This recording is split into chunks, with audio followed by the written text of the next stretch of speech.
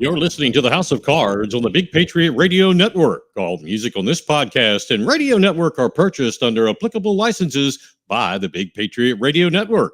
All podcasts are for entertainment purposes and do not necessarily reflect the views and or beliefs of the shows or its producers. Sit back and enjoy. Introducing to you. You're on House of Cards, live on Facebook and YouTube. It's going down now. Locked and loaded with the truth. And good evening, everybody. Once again, welcome into Beaufort County's House of Cards. Something weird going on tonight. I've got two clocks that say it's quarter past and two that say it's straight up 7 o'clock. I don't know, maybe something EMP's going on. Anyway, glad to have you here. Man, we got a big show tonight. Got two special guests coming on. Candidate and current South Carolina House of Representatives member in District 123, Weston Newton, will be on the show. And also candidate for County Council District 1, Adam Biery, will be on a little bit later as well. Let's see here. Don't forget, we appreciate everybody who is listening in on Facebook, YouTube, and simulcast on bigpatriotradio.com. That is bigpatriotradio.com. Be sure to head over there. Hilton Head Island was the number one listening city last week. The number one song was Lighting Up the Sky by Godsmack. Did you know that one of their band members lives on Ladies Island? That's right. Let's see, aside from Hilton Head, Omaha, Nebraska, and Somerville, South Carolina, coming in third. Let's see, last week we told you about election season 2024. We just announced that on November 5th, it's election day. We have got, and you see there's a logo up here in the upper right corner. It is the F1 Mechanical Election Night Show right here on two Facebook channels. Actually, I take that back, on three Facebook channels, YouTube, and it also will be simulcast on bigpatriotradio.com. This event is co-hosted. This will be the third time that Corey Allen and I have hosted this event. We have a ton of news to share that night. We're going to talk up and down the coast, hope to get regional, statewide, and national races. We're going to cover them all. Some of the local folks we're going to try to get on the show after races are called. Ad spots are still available. Ad spots are still available. They'll run on commercials on bigpatriotradio.com all day long, and all night long. They're only $50. And you get your logo on the screen during the night, but your name all day long. Give us a call. Let us know if you want to be a part of that, 843-305-0600, or email us at bigpatriotradio@gmail.com. I want to thank all the folks who are contributing to the station. It helps keep independent news and journalism alive. You can send stars through Facebook. We greatly appreciate those as well, or Venmo you see going along the bottom of the screen. Let's see. And again, I do want to say thank you, a special thank you, a note ahead over here to those folks who are a part of the Patreon family. We greatly appreciate that. Locked and loaded. Let's go. Big Patriot Radio. Blues, news, country pop, and classic rock. So the word believe, just believe. Simple, right? Merriam-Webster says this is something considered to be true or honest, to accept the word or evidence, and in some instances, something held as a defined opinion. Believe. What do you really believe in? We all, from one time to another, have had that little voice in one side of our head say, I don't believe that, or I don't believe this. We also have that other little voice on the other side of our head that says deep to your soul, I believe in this. I really believe in this or that. What do you believe in? The world is in a chaotic state right now. We've got a presidential, race going on, presidential election rather, that has people saying things that are wrong to expect it to be believed as truth. People are claiming truths where they are lies. We've got state elections where people don't know what they're talking about and making the electorate wonder what it is they really believe in. And yes, we've even got local elections coming up where we should all be concerned with those candidates and what they believe in. what they stand for. Who do they stand for? You know, however, none of this really matters in the scheme of things. What does really matter is we don't know what we believe in, do we? Some of you, do you really know what you believe in? So I want all of you to do this on your own. Don't have to do it with me, but do it on your own. Maybe with a loved one, by yourself, maybe in your entire household. Hey, what a great family meeting. Or even your block. Believe. What do you believe in? First and foremost, I believe in Jesus Christ and that he died on the cross for my sins and sins of every other sinner. That's what I believe in. I believe the earth is round. I believe Elvis really did die. I believe we are killing ourselves with food we eat when the world's biggest food producer is also the world's leading pesticide producer. While I'm going through these, don't forget, we want to hear from you. Comment away. I believe in destiny. I believe in integrity because doing the right thing, even when no one is looking, is personal responsibility. I believe that government should be limited in scope and its responsibility. I believe that coconut should never be put on pizza. Pineapple either, as a matter of fact. I believe the people of Defusky Island, have been completely misrepresented and have not been provided safe and reliable transportation to and from the island. And I'm speaking of natives and other islanders, not the folks living in Hague Point. This horrific status quo that they are in on Defusky Island is endangering the lives, possibly, of these tax-paying citizens. And our county administrator should immediately suspend the Low Country Ferry and allow another entity to come in there. To delay is to be complicit with what appears to be violations, alleged violations, we hear, of the ADA. Not to mention human decency and responsibility. I believe we really did land on the moon. I believe that the chambers of commerce should not be in the advertising business. Their model is an outdated one and is simply a way to funnel money, lots and lots of money, to parties allegedly of unscrupulous reasons. I believe that climate change has been happening ever since the earth was created. We have documented proof, scientific proof, that we have gone through cycles of warming and cooling and freezing and heating and warming and cooling, and we continue to do so. I believe that we have never been closer to the edge of the nuclear war cliff than we are at this very, very moment. I believe that money can be the root of all evil. I believe that the leadership of Beaufort County Council has led this county down a path of destruction and a situation of never, ever been seen alleged corruption. I believe that if you think your county, town, city, or parish where you live doesn't have the former happening, the local town, city, county, parish, whatever, if you believe yours doesn't have that, I believe that you are probably sadly mistaken. I believe that in the 60s and 70s, kids ate dirt, played outside until the light was turned on, got cut and scratched and played in the dirt again, made mud pies, and once in a while took a bite and turned out okay. Never needing mind-altering drugs. I believe that guns don't kill people. People kill people. And I believe that we have a mental health crisis in this country. I believe that eliminating fossil fuels is a fool's errand and will lead to incredible financial loss and ruin in many, many different ways.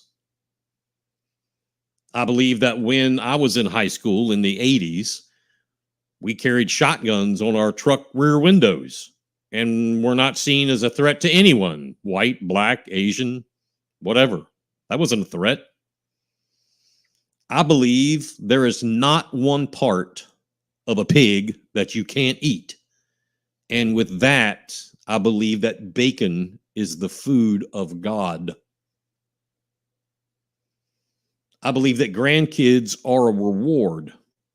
We've got 11 and are rewarded handsomely. I believe that we have an existential drug problem in this country and around the world. We have people dying from drugs the size of a pencil tip and now having their flesh eaten by some kind of elephant tranquilizer. I believe that trafficking in all forms must be stopped. And it's another very serious existential, if you like to use that word, threat to our society. Now, that is a threat to society. The trafficking of children has no place, absolutely none, zero place in this society. I believe that our veterans should never have to live out in the heat, in the cold, in the rain, in the sun, in the streets, or in the woods. We owe them, our veterans. We owe them, and it is worse than a tragedy that our local leadership in government has not addressed this verbatim. I believe that voting should be done in private and tabulated in public, possibly in the precinct fashion, on serialized paper. It's possible. Third world countries have been able to figure out voting even by putting purple ink on their finger to identify those who have voted. Why can't the United States figure it out? I believe that college football was better off before the portal came about. I don't believe JFK or RFK is alive. I believe the people of St. Helena Island better start getting ready for another 1,500 cars a day due to short-sightedness by people, leadership out there. They have almost single-handedly allowed for, 100 and some odd homes to be built on Pine Island. Remember months ago, I told you this would happen? The whole golf course thing. We don't want a golf course. Well, then you're going to get a bunch of houses. Nah. And I told you then, just watch. I believe that our southern border is extremely porous and a wall should be completed, like it is in most countries. I also believe that the Biden and Harris team are complicit with many of the problems I mentioned earlier. And now that an election is coming close, all of a sudden it becomes an issue for them. I would ask, what have you been doing for the past 3.5 years? I believe that Israel should always be protected. Yet I also believe the people of the lands commonly known as Palestine also deserve to live somewhere freely. If that means it's a two-state option, then why are we not there yet? If there is another option, then get it on the table and make it happen.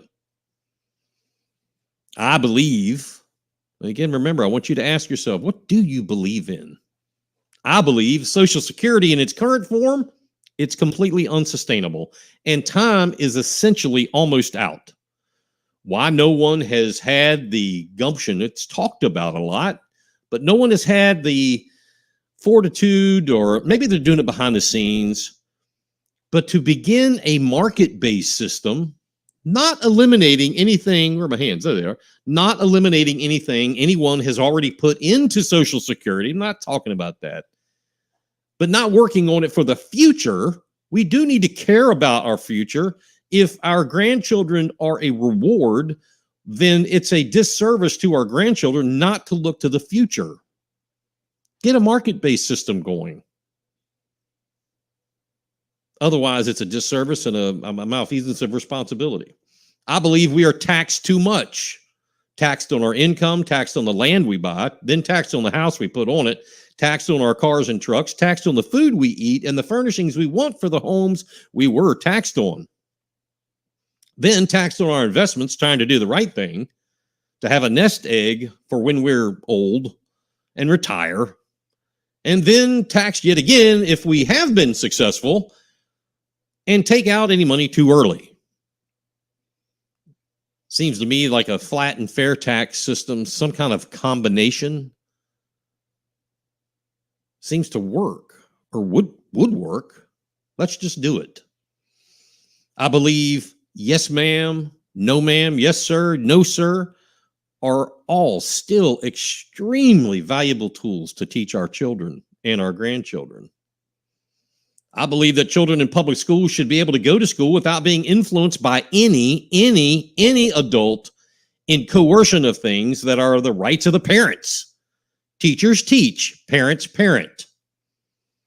I believe if you have something to hide from parents in public school, that is a problem, no matter how big or small. I believe our state and national flag should be the only flag flying in our public school system. I believe abortion and this should be the subject of an arduous debate in every state's General Assembly or House of Delegates or whatever. And its voters. That's the key part. And its voters. The federal government, that I believe, should have no decision in this subject. The states. The states is where this belongs, and the voters. I believe there are two genders, male and female. Hey, if you have a penis, you should urinate in the male restroom. If all vaginas are out there, you should pee in the girls' restroom. Also, I believe boys should not be allowed to participate in girls' sporting events, no matter what your feelings are. And that, my ladies and gentlemen, is tonight's open. Everything that rocks is right here. Right here. Let's rock. With Big Patriot Radio. That's what I'm talking about. All right, we're going to bring on our first guest. He's back there in the green room. We'll get him pulled up here, getting ready to come on the show. He is the current South Carolina House of Representatives District 123 and the chairman representative and the chairman of the House Judiciary Committee. Please join me in welcoming Representative Weston Newton to the show. Welcome, Representative Newton. Hey, Mike, how are you tonight? I'm doing well, sir. It is always good to see you, get the opportunity to talk with you. And I do appreciate you taking time out of your valuable day to visit with us on this busy campaign season. Always, Mike, I look forward to chatting with you and always willing to make time. I listened to your opening, and the tail end of your opening that I caught made me, I'm at the office, as you can tell, it made me exhausted and made me feel like I couldn't leave tonight because I need to stay here after this and do more work just to have a little left over. I hear you. I hear you. Miss Rose probably would beg to differ that you need to get home after this. I would say so. Yes, sir. Well, sir, I want to be cognizant of your time. And so let's just jump right into it. You've been serving in the House, Weston, since 2012, I believe, 2012. Yes, prior to that, you were on county council for a number of years here in Beaufort County. And to be quite honest, and matter of fact about it, you are probably the last honest and transparent chairman we've had in this county since you left. So you have left a legacy of transparency and honesty. And as a former council member, I appreciate that. What are some of the large positive takeaways for Beaufort County and the citizens of Beaufort County from last year's General Assembly in a 30,000-foot view? You know, Mike, it was a great year for public safety, great year for conservatives. You know, we had the fetal heartbeat bill, the help not harm bill. You mentioned that a few minutes ago. I mean, there are those that like to condemn the help not harm bill, but at the end of the day, you know, the law says that we're not going to allow that which some of us would call gender mutilation in kids, in minors. and that we're not going to use taxpayer dollars to allow it. You know, the best analogy that I have is my youngest child's a sophomore in college now. Mhm. Until she was 16, you could have told that child you were going to pull off every one of her fingernails, but not allow her to be a veterinarian. And she'd have offered up both hands and feet Mhm. and said, there's nothing more in this world than I want to do. I love animals. This is my life's calling. From 16 on, that child would tell you not a chance that she wants to have anything to do with being a veterinarian. She loves her dog. She Mhm. loves her cat, but would never and couldn't imagine why she believed it. Now, that's the kind of judgment that we're going to allow a minor to make that kind of decision. Doesn't make sense, or at least not to me. But, you know, separate from that, we passed an anti-sextortion bill, Gavin's Law, in the House, based on Brandon Guffey's child, his personal circumstances. We banned cell phones in prisons that were creating problems. Bond reform, huge, ending the revolving door. Mhm. Folks getting out, committing a violent crime, going back in, getting out. While they're out, they got not much to lose. Now they take a bigger risk, bigger violent crime, Sure. go back in. Fentanyl trafficking, Mhm. and coupled with the Second Amendment constitutional carry bill, we added felon in possession, which we hadn't had a state law before, Mhm. as it relates. So, you know, it was a great year for public safety. Many of those items we just talked about all were processed through the Judiciary Committee. So we had a busy session with a lot of heavy lift going on. And then a topic you and I have exchanged communications about, judicial reform. Mhm. And, you know, I was the Speaker Pro Tem and I were co-chairs of a task force last fall, the end of last summer, when we weren't in session, through into session, working on that particular issue. And it almost got away from us. I mean, quite frankly, it came down to the last day of session. We worked on a conference committee while we were dealing with budget vetoes. And it was me as one of the House conferees and chairman of Judiciary with the 3 Senate conferees for 6 hours, hashing out the differences. And at the end of the time, you know, the 3 biggest takeaways, the 3 biggest issues that were identified, we got those dealt with. There's a lot more to be done, magistrate reform, you know, others, but, you know, in terms of the process of judicial reform, we made great first steps. And I want to stick with that particular subject. I mean, it's all very important, and as you just said, that is a very important one. And we have talked about it. And you know, I think it would be fair to say that what came out of last session, it was positive steps forward. I've spoken with many folks on our side of the aisle who have said that. Many that said agreed with me, and many that said, "No, it didn't do anything or didn't go far enough." My opinion, Representative Newton, is that, you know, it's like eating. You know, how do you eat an elephant? Well, that's one bite at a time. So, regardless, it was steps forward nonetheless. Like you said, now you've got magistrate reform, and do you feel that going into this next session, there's more aside from magistrate, aside from that, but is there more judicial reform that can be done? Obviously, now we're not tied with Virginia as you know, the worst in judicial appointees. But is there more work that can be done? Mike, you know, look, there's always more work that can be done.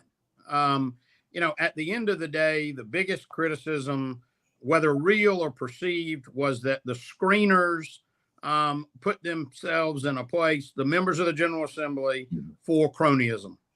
And that because of that, judges would be beholden to them and they might gain an unfair advantage. You know, there were some that said we ought to get away from having the legislature elect judges and we ought to do it a different way. We took a lot of testimony from experts in different parts of the country. And I will tell you that popular election for judges is pay for play. There was not anybody that said this is a great way to elect your judges. They instead talked about how much money a judge has to raise and how challenging it is when a litigant or a lawyer is in the courtroom and gave more money than the other guy. How's that going to work out? Yeah. The notion of the federal model, which is appoint for life confirmed by Senate. It's a little difficult lift in South Carolina. Look, we've never been partial to a king. And giving a judge a lifetime appointment removes the accountability of those judicial candidates from the people. So you ask what more can be done. You know, I think we need to see where we are, what's happened, and and let this system get in place before we might understand what could be different. You know, look, we put term limits on the evaluators, on the screeners. Right. So that none of the guys there ever get to see a judge again. Right. You got 170 people in the General Assembly. A handful of those from both the House and the Senate are identified as screeners. And then for the first time ever, we gave the governor an equal number of appointments to that of the House and that of the Senate. So we're, recognizing the need for separation of powers and the balancing of powers, the checks and balances. It didn't go all the way, as some said. We want it to be all executive appointments. But, there's some language that's troubling in the Constitution that requires the judges to be elected by the General Assembly. Well, that would require a constitutional amendment. Correct. To change that. So, I think the three takeaways, given the executive branch appointments, term limits for the guys to stop the cronyism, real or perceived, and three, we expanded the cap from 3 to 6, meaning that the screeners report out up to 6 candidates. So they can't use that screening cap to put a weakling, 2 weaklings with the horse they want to win, or 3 weaklings, keep the strongest one out. Now, quite frankly, I wanted to remove the cap completely. When I was in law school and worked for the state Supreme Court judge who went through an election right after I graduated law school, I mean, I watched that in motion, and there was no cap, and I did not think it was unwieldy. In the spirit of compromise, we were too close to try to get something done to risk getting nothing done. Absolutely. And I think that's very important. And that is exactly, to those folks that, that I come in contact with that were, seem to have gotten, their feathers turned, as they say, because of the outcome. I took great exception with, because, I mean, you have to be able to compromise. You go in and ask for, 100, but you get 50. Well, you know what I'm saying? That you have to, it's a game. Sometimes people would call it that, but it's an art. And I think it's fantastic what you all did. The steps that are taken in the right avenue. It's a forward step. It's a step that we needed to take. And I think that, hey, we're not going to always agree as people. 100% of every Democrat or every Republican, whatever, if we did agree on everything, it would be weird. Let me say this. I know you've been a huge advocate for protecting children from online predators. You even mentioned that in interviewing Representative Bradley last week. I learned that he is chair of a nation's first, as he told us, AI and cyber whatever committee, which I think is fantastic, to be quite honest. How can the judiciary, which as I started thinking about this, I was like, wow, this is like a side by side. You've got the left hook and you got a right uppercut with this committee and the judiciary. So how can the judiciary and this new committee that Representative Bradley leads work together? And do you plan on working together to increase, I don't know, fines, penalties, imprisonment, et cetera, for online predators and proactively continue to try and remove their ability to even reach our children? Mike, the short answer to that is yes. I mean, look, this is it's a newly created committee that actually isn't even going to be, it won't be formally created till we get back in January. I do think that the new AI committee will be recognized as an auxiliary committee that has the ability to vet legislation. Today, they're in the House, while we may have 8 or 10, 12 committees, there are only a handful of them that vet legislation, Judiciary being one of them. But the idea that Jeff, having become, I don't want to say a subject matter expert because I don't even know what that means, but having become very educated on the capabilities of AI and more importantly, the dangers of AI. Right. And how it can be used in untoward ways that we don't even know, intimate images of minors that are completely fake. The law today does not allow the prosecution of that because it's not a real photograph. It's completely made up, computer generated. So does it fit within the definition of pornography?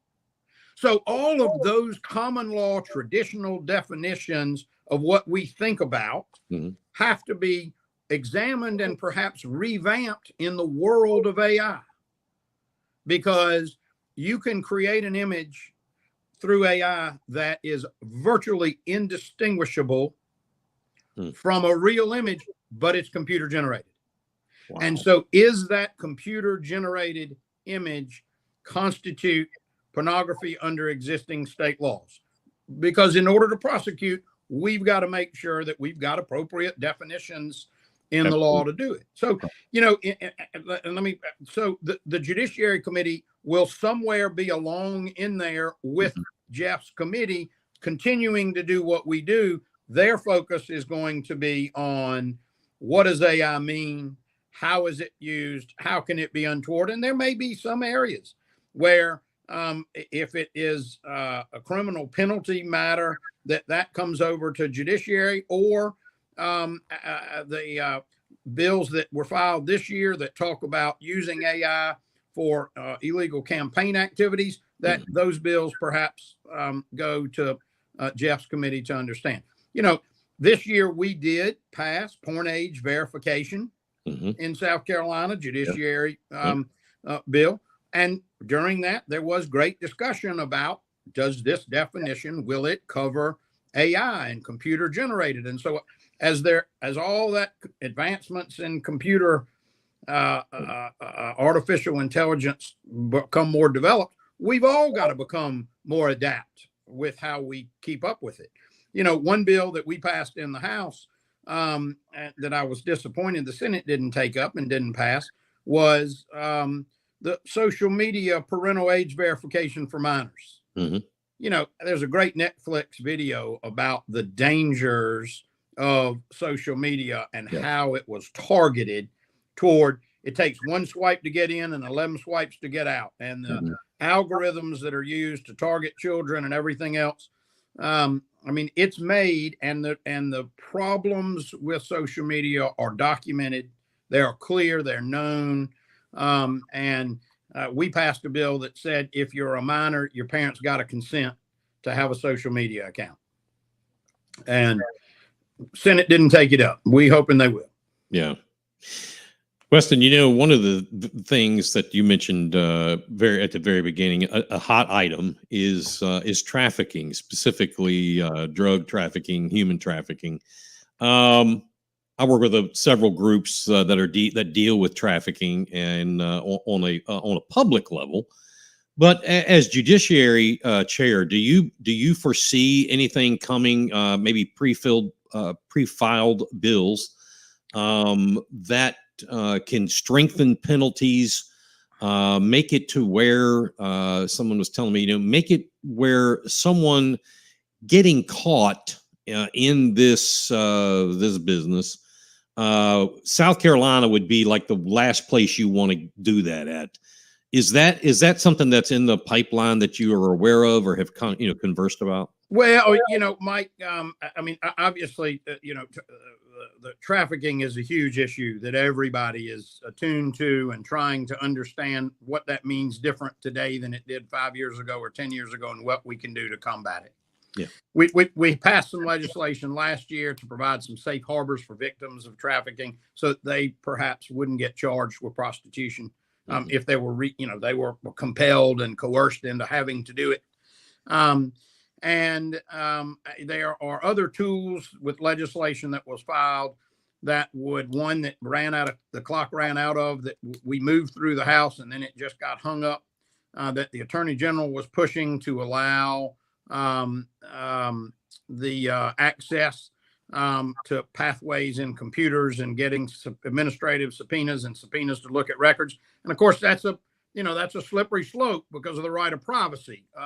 So it is an ongoing debate about how far folks are willing to go. But, with the end of the session, all bills are over and pre-filing won't open until December again. But I do believe that I know the Attorney General is pushing to have their administrative subpoena bill to be able to track pornography pre-filed, to give them a tool similar to the U.S. government has and the Attorney General. And that's never a great measuring stick. Yeah. But that's the way it's explained. Sure. But then absolutely that you never get to the point that you say we've done enough with human trafficking. I mean, it's absolutely tragic. There is a debate, and there are bills that have been filed in the past that increase the penalties for the Johns. And that, there are some that would say that's the real way to stop human trafficking is to make the penalty. There's a lot of headwinds about approaching it that way, just in general. But, given the status of our prisons, the nonviolent offenders that are in prisons, the overcrowding, the conditions, and the belief that is that really going to stop human trafficking, that we need to be going after the traffickers, probably more of a focal point. That doesn't mean that it's not right for discussion. Sure. I just don't think, there's some that believe that is the answer. And I think that's subject to a broad debate. Sure. And I agree with you that, I believe that the trafficker, and whatever they're called, that's the root, in my opinion, of the problem. And those are the ones, not saying that the Johns shouldn't have penalties, but it's the trafficker where this attention should be paid. And again, that's just my opinion. Sure. It absolutely. It's the pimp. I mean, and it's tragic to hear about the young women. Yeah. And in some instances, young men, but clearly the young women that are exposed to this. And we need to make sure we're doing everything we can, all the resources to prosecute to the fullest extent. One of the benefits, if you will, of the current Beaufort delegation, in my opinion, is leadership. You're the chair of Judiciary, Representative Erickson's chair of Education, Senator Davis, chair of LCI in the Senate, Representative Bradley, chair of AI, and he's also AI and cybersecurity, Representative Herb Kurzman, chair of an extremely important Ways and Means Committee. And then there's others, but I want to focus on you. Tell us, what are the benefits of having this type of leadership in the General Assembly for Beaufort County? Mike, I appreciate the question, and I'm excited every time I get to talk about this in response. So let me a couple of things.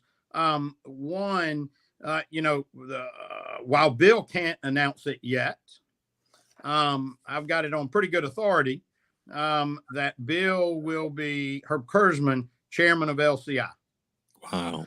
So he's been chairman of the largest budget subcommittee under Ways and Means and vice chairman of Ways and Means, but now he'll move over to LCI. So that means out of the standing committees in the House, Ag, 3M, Judiciary, Ways and Means, Education, and LCI, we'll have three of the standing committees chairman in Beaufort County. Jeff, the auxiliary committee of Regs and AI, and then move across the hall to the Senate. And Chip and Tom. Here's what it means, and this will ring in your ears as well. When we went to get USCB 4-year degree granting status under Jane Upshaw's leadership, and we're celebrating 20 years of that this year. That's right. Absolutely. The state of South Carolina said, no, we got enough schools.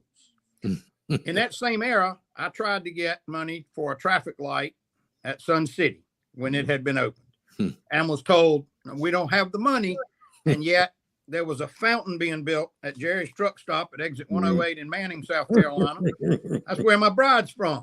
So I'm familiar with the interchange, and they had a long-serving senator on his wife was on a beautification committee.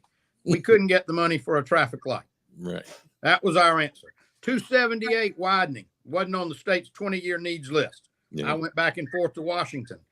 Flash forward to where we are today, 20 years later. Separate from policy, separate from our ability of the standing committee chairman to be involved in every room of every discussion with what's going on at the policy levels in Columbia. Let's just talk about repatriation of money. Every one of us voted to reduce the income tax and accelerate the reduction of the income tax. But once those dollars have been set and we know how much money's coming into the state, our job's to go get it. We got the lion's share of the state infrastructure bank money that went for the Hilton Head Bridge project, whatever that turns out to be last year. USCB Convocation Center, after having to come up with $40 million from the county to get the state to give us 4-year status. Right. The TIF, we got $37 million for the Convocation Center, the last 11.5 in this year's budget. So over the past couple, $1.2 million for the All Joy boat landing.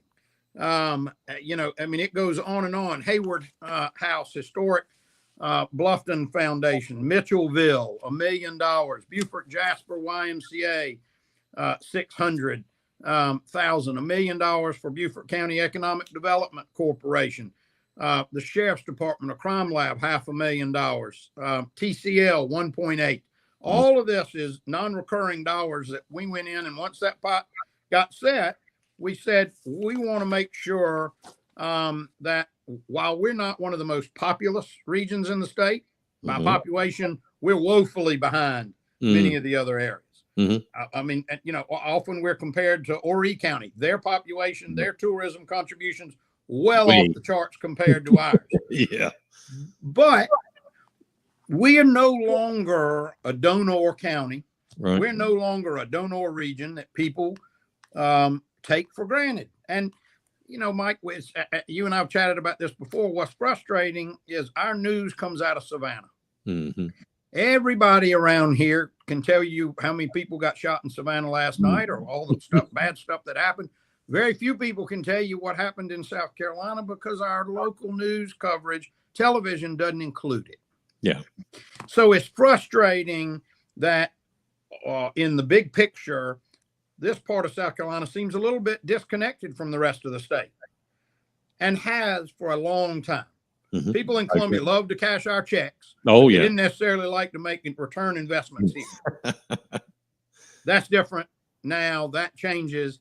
I think for the next 10 years, truly, given where we are, the focal part of this state, the economic development that's going on down here, and the placement where we have in Columbia, we're an area that's got to be part of the conversation, or there is no conversation, whether it's policy or budget.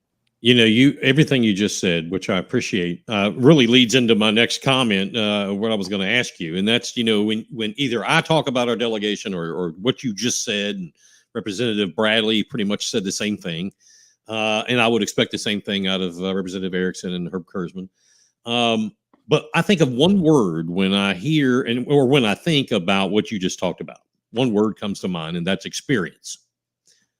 Our delegation, in my opinion, has more experience on the table than most, if not all, the counties of the 46 in the state. When someone runs for such an office as House of Representatives and has zero experience, not even school board, town council, county council, none of that, what Sir, are the ramifications when or if this level of experience was to expire? Well, you lose a seat at the table. I mean, quite simply, look, there are 120 of us in the House. The House, as Jay Lucas explained to me one time, is not purely seniority, but more of a meritocracy. And it's about people in the House are identified whether you've been there for 4, 6, or 8 years, but if you've got the experience, Mm-hmm. and you've got the background and the understanding, you can move up very quickly in the House and get to those positions. In the Senate, it's all based on tenure. Yeah. So it's a combination of both. You can be a long-serving Senate House member, but not somebody that's been demonstrated or been recognized as a leader, and still just be a member of the 124 body. Right. In the Senate, you can't. So it's definitely a combination of both of those items. Obviously, you mentioned my background on county council. I was blessed. I came in obviously with 10 years of being chairman in Beaufort. The speaker immediately put me on the Judiciary Committee. Within 2 years, I got tapped for being chairman of the Oversight Committee. I was a little concerned that it put a target on my back so early with folks that, quite frankly, thought that I hadn't been there long enough to get it. But quickly that was worked through. And, you develop your reputation based on your knowledge, your commitment, your hard work, and your understanding of the law, in large part based on your experience. So, I mean, quite frankly, I look around, again, having grown up in Greenville, watched 16 years of Greenville governors, Columbia in law school, Florence for a Supreme Court judge, Charleston for the chief federal judge, and Hilton Head and Bluffton. And I've seen what the influence of having legislators that have not only the tenure, but the experience and the placement, committee assignments, what it means to an area of the state. And we're second to none right now. I'm proud to say that because growing up in South Carolina, it frustrated the heck out of me when my friends in other parts of the state would say, "Whoa, wait a minute, Hilton Head, that's all those rich people that moved here from somewhere else. They don't need anything." That's right. Let me take 25 seconds and do a quick commercial and come back to one last question. You're listening to Beaufort County's House of Cards on Facebook, YouTube, and on the BigPatriotRadio.com network. We're talking with Chairman of the Judiciary, House of Representatives here in South Carolina, Weston Newton. Coming up shortly is Adam Biery, District 1 candidate in Beaufort County County Council. Everything that rocks is right here. Right here. Let's rock. With Big Patriot Radio. That's what I'm talking about. So, Chairman, in the experience, I think, is, and I frame that in a way because you do have a competitor, and I have talked ad nauseum on here about why that particular candidate is a one-horse opponent, and there is no comparison. Your experience speaks volumes. I mean, it speaks volumes, and I think even, everybody needs to hear this far and wide. What is, we're coming down to, what is it, 40 days or something, somewhere in there. What message do you want to get out to those folks? And we've got over 1,000 watching right now and listening. What kind of message would you like to get out to them? Mike, just like the day that I started, when I decided I wanted to run for county council back in 1999, fundamentally, I believe that the proper role of government is to give people the tools to solve their own problems rather than government assuming the role to solve problems for people. I believe that the keystones are transparency and accountability. I think with the combination of those philosophies, it's served me well all through county council, and the time that I've been in Columbia. We ought to be doing the people's business in public, period. Start and stop the conversation there. Because I believe that the level of cynicism that exists today in government, quite frankly, every level, affects every other level of government. Absolutely. And if we go back and commit ourselves to what it is that government was supposed to do and be at the various levels, whether it's the limitations on what should be at the federal level, which is for somebody else, because I don't have an interest in going to Washington, or whether it's what happens in Columbia, or whether it's what happens on the Rebo Road. Right. Government isn't supposed to solve everybody's problems. And Amen. one of the hardest urges that people have today is, oh, we'll find a way to solve that. No, that's not. People need to solve their own problems. And we need to be completely open and transparent about everything we do. So look, I'm a big believer in the ethics laws and the ethics reforms that have taken place in South Carolina. I think that people deserve elected officials that want to be there and that want to serve. So often people want to run for office because they think somehow it brings privilege or money or whatever else it is. In my judgment, it's truly about public service, and it ought to be inconvenient, and it ought to be difficult to do it, because if it is, you want to limit your time involved in doing it, and you want to get home, pass the laws that are necessary, and get home to go to work in private business, in what you do, including having the laws that you passed apply to you. Think about it. The butcher, the baker, the candlestick maker, they got on a horse and rode to Washington, and then they needed to get home and tend the field. Yeah. They didn't linger and stay around and do all the things that happens today. I jokingly used to say that the probably the most expensive invention in the world was air conditioning, because before that, nobody'd stay in Washington. It was a swamp, and they all went home, and now they stay all the time. There you go. All right, Senate, South Carolina House District 123, Weston Newton. Again, I don't care if you're Democrat or Republican. It really doesn't matter, because he is a voice for all of us. Thank you, Chairman Newton, and best of luck. Hope to talk to you again. Possibly, maybe we can get together on election night. We got a big show coming up. So thank you again. You are always welcome here on the House of Cards. Thanks, Mike. Always great to chat with you as well, and I hope you have a good evening. Thank you, sir. Locked and loaded. Let's go. Big Patriot Radio. Blues, news, country pop, and classic rock. All right, we going to go right to our next guest. He's back there in the green room, patiently waiting. Our next guest is a resident of Beaufort County's District 1. District 1, that's like Seabrook, Gardens Corner, Dale, up in the north, I guess that would be the northwest corner of the county. Has a master's in architecture from SCAD, married with two lovely small children. Ladies and gentlemen, please join me in welcoming Beaufort County Council candidate for District 1, Adam Biery. Adam, welcome. Oh, let me see. I think I've got you. I think you've got your mic muted. There we go. How are you, Mike? I'm very good, very well this evening. Thank you so much. I saw you in the backstage there. You had one of your little ones with you. Yeah, they all need to be on here tonight.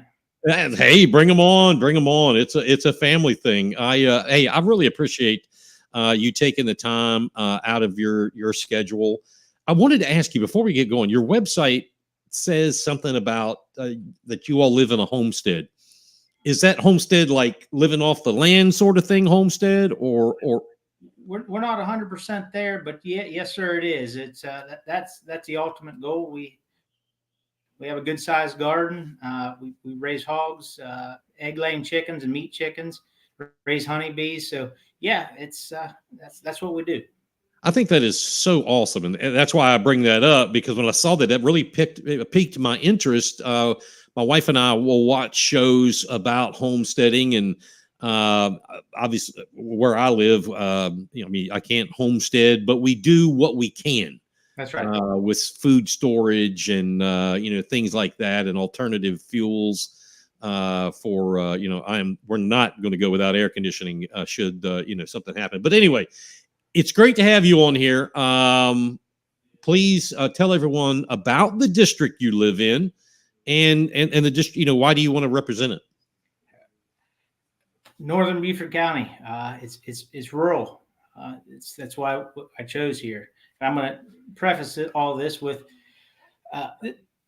my first public speaking was in 4-H at probably maybe the age of 10. Not a public speaker, but and this is my first podcast, first virtual interview. So Yes. I'll do the best I can. You're fine. You're fine. But since then, graduating college, doing what I do for a living, architectural project management, Mhm. been in the spotlight. Like I said, we live in a very rural, special part of the county. There's a lot of growth throughout the county, and that's not necessarily a bad thing, but we got to, in my opinion, we have to keep what's supposed to be kept the way it is. We got to keep our rural areas. If the whole thing is a city, then or a mecca, we're going to have a problem. The folks out here, they seem to enjoy what they have. They also want a little bit of growth, and that's understandable. Beaufort County, the zoning code, the community development code, people have spent a lot of time and money to develop that. And I think it needs to be understood that, growth, it's understood. It's going in the direction, but the county has a plan. And as residents, we need to understand that plan. But the education to the public, it hasn't been there. We'll leave it at that, I guess. Yeah. So what do you feel, and we'll touch on that in a second on a very high level. What are the wants and the needs of the residents of District 1? Because they are not as, and I mean, I don't mean this negatively towards any district, but they're not as vocal as some districts. Okay. If I was to look at districts, all 11, the first district would not be one of the most vocal. So obviously you have to know the people of your district. What are some of their wants and some of their needs? I really feel that, and you guys touched on it here a little bit prior. It's accountability and it's trust. A lot of the residents out here that the current incumbent, he's going on 20 plus years. Yeah. He's done some great things. I'm not going to say he hasn't, but the lack of communication, the lack of transparency has a lot of people upset. We need to do better. We need, I plan to push for that transparency, for open communication, as far as letting folks know when the meetings are. They're all broadcast, but no one knows when they're broadcast because there's no alerts. There's no notifications to say, hey, there's a meeting tonight. You can weigh in. You can view what's happening and then get a hold of me. So I think the biggest thing, in my opinion, is letting people know that I'm there for them. I mean, I'm a representative of them. There was that makes me think of something. There was a push as I was coming off council. There was a push for expanding broadband service, especially on St. Helena. That was a vocal group of citizens who complained about not having broadband. I don't remember, quite honestly, hearing that same vocal, as I just mentioned, from District 1. I don't know. Do you know, and this isn't a trick question because I don't really know, did broadband service get increased in the first district? It did. We live out very, very remotely compared to the rest of Beaufort County. And I'm not sure what administration pushed it through, or if it was an administration or a private sector deal. But yes, broadband has been pushed through. We are fortunate enough to have fiber out here in the middle of nowhere. Wow. So let's look at talking about excelling. Where can you excel? That or where? What category or whatever, however you want to phrase it? Where can you excel where the 20-year incumbent cannot or did not? By now, after 20 years, you should have done what you can do. So where can you excel where you failed? And this is a great question and something I've thought long and hard on. I moved to Beaufort County approximately 20 years ago. Mm-hmm. The changes I've seen are incredible. 20 years is a long time, right? To mm-hmm. sit anywhere. So fresh ideas, fresh way of looking at things. My background, I went to school for architecture, community or development, not community development, but development as a whole. Mm-hmm. And I just think my schooling and my background, my dealings thus far, since I've been here, all lend to why I should be selected here. I have the background, I have the knowledge, I believe, mm-hmm. to provide to the community. And I think the first and foremost is the information to the folks. Get a lot of requests, why don't we have sidewalks and why don't we have street lights, here in our place? They have them over here. They have them over here. Well, again, the community has a plan. The county has a plan. It's a good plan and we need to follow it. Let me ask you, I'd like to see where you are on this. This is an opinion. Do you believe a county councilman is the representative of the people to the government, or are they the representative of the government back to the people? In my opinion, definitely, I'm a representative of the people to the government. I'm a public servant. There's no, if elected, I am a public servant. There's no way around that. I'm their voice, and that's what I'm going to hope to do, and I continue to do in the campaign is to reach out and hear what people need. I've never ran for any kind of public office. Like I said, the only public speaking I've ever done was in 4-H at a young age. As far as running for anything, right. You have to run for something in that, sure. that agricultural program. But the biggest thing is listening to your folks, the people that you represent. So one of the problems that is a definite problem in your district, and it abuts District 5, unfortunately, they're represented by the chairman, is gun violence. I have had a young lady who's fantastic lady, Valeria Richardson, on several weeks ago, and then talked to her just today. The shooting and deaths in your district and in District 5, quite frankly, are getting out of hand. Do you feel like you can work alongside or with, rather, since he's his own elected body, but the sheriff's department in getting, whether it's a substation or whatever it is? I don't have the answer, but there needs to be an address taken to this, because quite frankly, I love him like a brother, but the current county council member for your district is not doing anything about the senseless killings of these young people in your district. It's definitely a problem. And I guess that's the biggest thing is we can't hide it.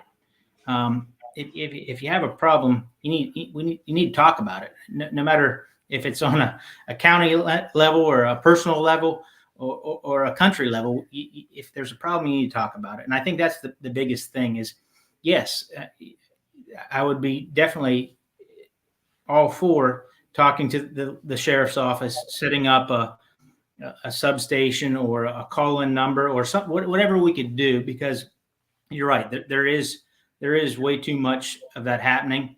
And it can't be stopped necessarily, but I think it could be curtailed or contained.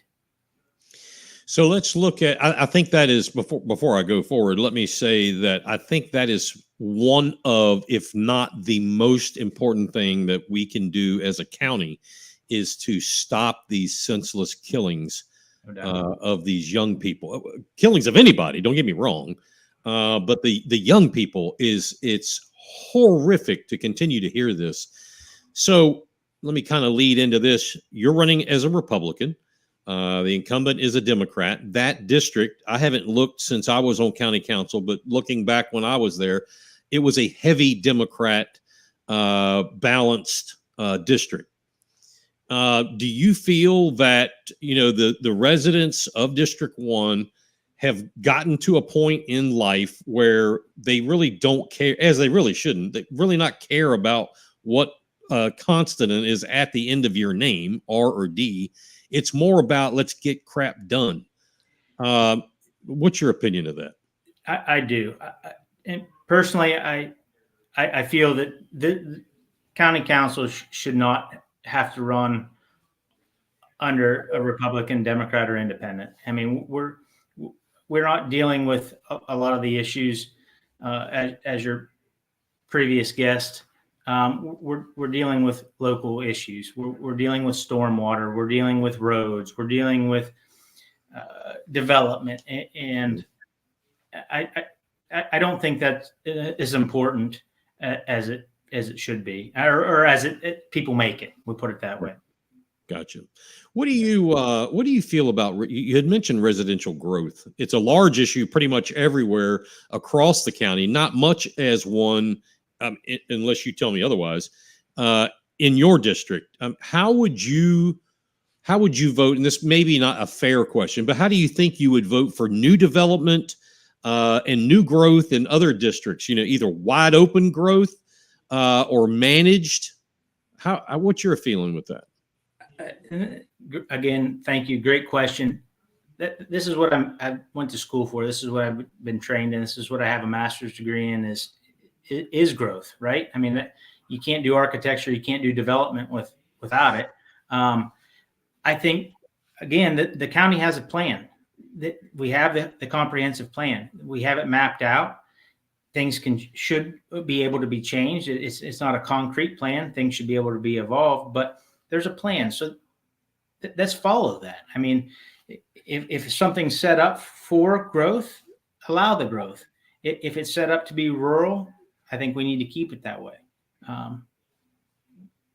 Follow the plan, I guess, is where I'm at.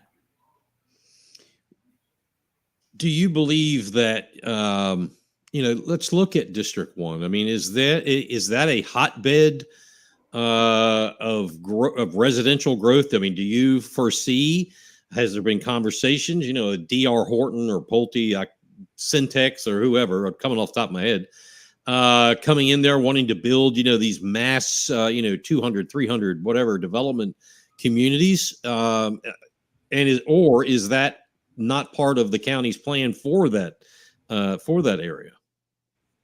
To say that it's not a hotbed, it would be ignorant, in my opinion, because it is. It definitely is. There's land, and where there's land, there you have the D.R. Horton, the Pulte, the big developers that want to come in at land slightly cheaper, right? You can get more acres, put larger developments.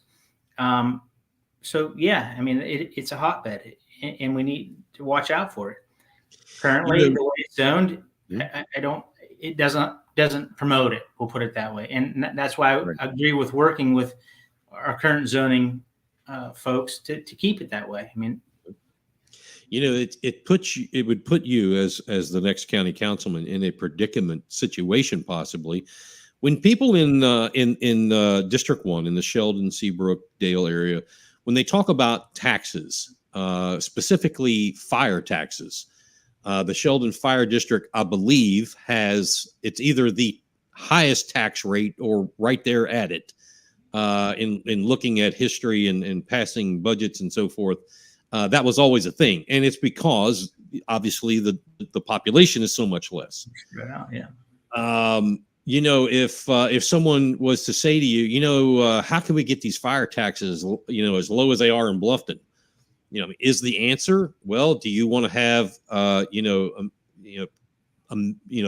boatload of people, in your backyard? Is that what you want? I mean, how do you answer that? No, yes, I answered it the same way you say. Back to the sidewalks and streetlights.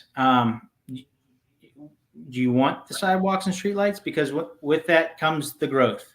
Mhm. And so if you pay a little bit more now to keep it rural, the way that you've lived here for the last, myself, 20 years, you live in an area because you like the quality of life in that area. To say, hey, let's change it. You have to understand why you're changing it and what you're going to do for the future. So, I guess that's my answer, is to say, hey, I get it. We'd like to have these lower taxes here, but this is what you're sacrificing for those lower taxes on the fire tax, for instance. Absolutely. So let me ask, not the fire tax, taxes in general. Obviously, nobody likes them. Nobody wants more of them. If someone was to say to you, would you be willing to stand on a platform that you wouldn't vote for any new taxes that did not remove one or more of equal or greater value than what's being proposed? Mike, I'm very green into politics. Like I said, this is the first office I've ever ran for. And to answer that, I'm gonna have to get into it a little bit more, to be honest with you. I'm gonna have to listen to the other folks on council, see what the people think, and be able to answer that correctly. But I don't have a straight answer for it on that one. And that is perfectly okay. As my friend Valeria said, it's okay to say it out loud. It's perfectly okay. Matter of fact, before I keep going, I would invite you to get in touch with Ms. Richardson and maybe attend one or more of her meetings that she has about the gun violence problem there in your district and in District 5. If you two can, I think you would learn a lot. Love to. And I know they would love to have you there. I want to give you a quick story because I don't want you to get frustrated after my last question. And that was not a gotcha question. No, not at all. One of the current county council members, and he's probably watching right now, Tom Reitz. I met him at a public forum a few years back when he was running, first time, just like you had never been. You had never been anything. And his speech, it was funny because he felt like he did horrible, and it was. I'm hearing you, and I'm thinking of Tom. And I told Tom then, and I'm going to tell you now, Adam, that it's okay. Stay with it. If you were born with a public speaking ability, people may not be as interested in you, because here at a local level where the rubber meets the road, they want real. They don't want a polished, a polished guy or gal that can tell them what they need to be told. They want to hear from somebody who has to go do the same thing that they do. You milk the cows. You have to slaughter the pig. You know what I'm saying? You work the garden. I do. And I appreciate I appreciate you saying that, Mike, because that's really where I'm at. I mean, I was out tilling the garden earlier, feeding the chickens, feeding the hogs, and I'm starting at the bottom, but yeah, you're doing fine. You're doing fine. I signed up to represent my community, and I hope I do them justice. Yeah, absolutely. All right. How can people get in touch with you? Or what's you got, as I was telling Representative Newton, you got 40 some odd days somewhere in there. I don't even know what it is. You got 40 some odd days left. Early voting, unfortunately, starts relatively soon. What's the message you want to get out to folks to get them to go vote and to vote for Adam Biery for County Council in District 1?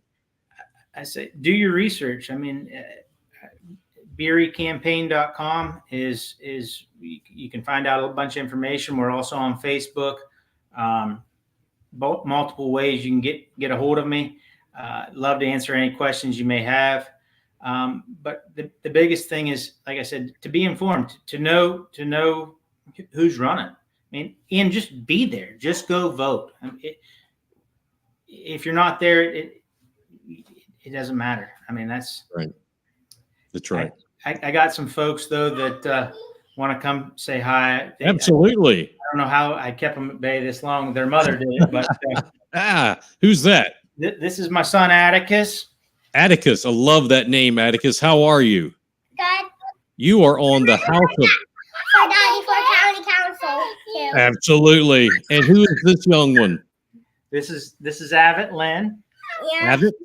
Abbott Lynn? Mm-hmm. Hi there. Look at you. You're ready to run for office right now. I can tell it. Yeah. And your what is your wife's name? In the rock of it all, Yeah. Miss Leanna. Hello. Yeah. It's a pleasure to meet you. Nice Here's to the Biery family, ladies and gentlemen. This is what we want in office, representing us at the local level. This is where it really matters, right here. So, young man, Atticus, what can you tell folks about your dad to go vote? For County Council District 1. I love it, man. You're awesome.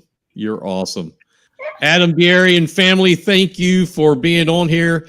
We want to keep in touch with us. Let us know how it's going on. We're going to have the big F1 Mechanical election night show on election night. So we want you to come back and let us know how it all turns out. We'll be there, Mike. Thank you for having us. Absolutely. Thank you. Mhm. Your Rock Authority. Big Patriot Radio. I wouldn't tell anybody about this. How awesome is that? How awesome is that? You get to have the family involved. I mean, that's, we started off this show with believe. And I believe that right there is as wholesome as it gets. Man, that is awesome. All right. Thank you to Adam Biery, running for county council, coming on here, and his family. Thank you to Representative Weston Newton, chairman of the House Judiciary Committee, running for re-election in 123. And you've got to put him back in office. You've got to get this Adam Biery running for county council. Let's give the folks in the first district. Hey, those of you that are watching, let's get your voice heard. If you are tired of never getting your voice heard, well, then let's put somebody in there that can get it heard for you. Again, thank you for tuning in, everybody. Go to our Facebook page, go like the page, go to YouTube, and hit the buttons and all that stuff. If you see Patreon scrolling along or the Venmo, we'd love to have your help, and we appreciate those that already are doing that with the channel. Don't forget, your donation is what keeps the independent journalism cycle going. Stars are available on Facebook, whatever that is. I encourage everyone to pay attention what is going on around you and to be sure you and your family are safe. We're going to see you again in 2 weeks. We're going to be taking off next week, but we'll be back in 2 weeks. We've got guests planned coming up, and we'll confirm them. But we want to get Representative Shannon Erickson on. I want to get the Mayor Phil Cromer of Beaufort on. We're trying to reach Logan Cunningham, County Council District 7. Get him on. So many more. Bill Herb Kurzman, I know he's going to come on. We're going to do that further down into October. Don't forget the F1 Mechanical. You see their logo up there in the corner. The F1 Mechanical Election Night Show. That's coming up on November 5th. That is election night. We'll be starting at 6:45. So tune in then, and we're going to go, we're going to go all night till there's nothing else to talk about. That's coming up and a whole lot more right here on Beaufort County's House of Cards and BigPatriotRadio.com.